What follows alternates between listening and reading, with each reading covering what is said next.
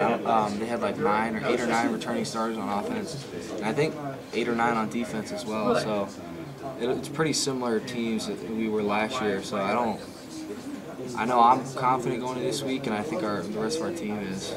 Coming off of these two pretty heartbreaking losses, how did the team respond with that extra week to let it sit? And I'm sure it wasn't a good feeling in your stomach. I mean, it sucked, especially watching like Nebraska get College game day. Like 1 or 2 calls or 1 or 2 snaps go our way, then they're not on College game day. You know what I mean? Unless they want to put 2 and 2 Nebraska on it against Ohio State. But I think I know it made me hungry just watching different teams get to play and us having to sit out and not. So it just makes me look even more forward to this week and making plays for Minnesota. How did the team respond in practice? Did you see a change? Like this week? Yeah. Yeah, I definitely it was more of a focus on getting younger guys some reps for in development for younger dudes that haven't been playing as much, but I definitely think guys are hungry and looking to play.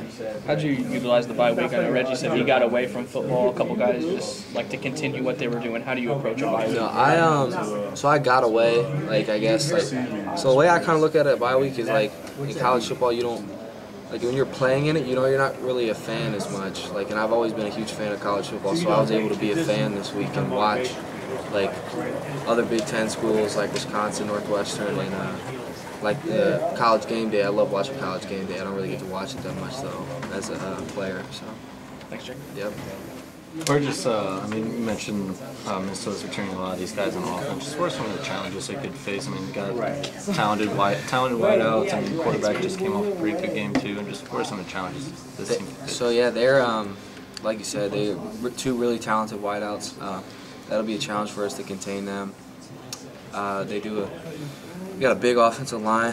They always talk about how they're bigger than the Vikings offensive line, but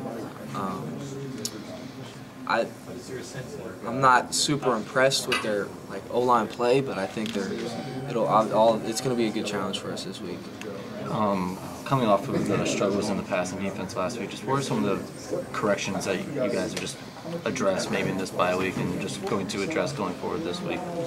I mean, I don't want to go into schematics, but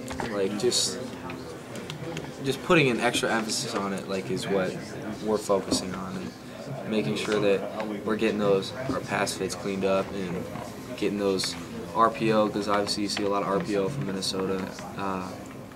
And getting all those fits cleaned up. So. I mean, if you want to go into schematics, I'm I'm not going to go into schematics. How'd you spend your bye week? So I went home. I caught a flight Thursday, came back Sunday. I went back to good old Florida.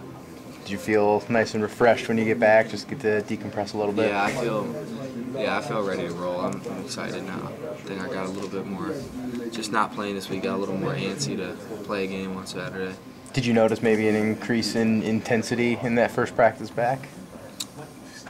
You're saying?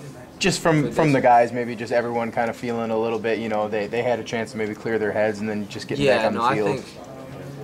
We're real excited to get out to Minnesota. I think everyone's excited to make up for what we did last week and have a big game against Minnesota like we did last year. Back to back.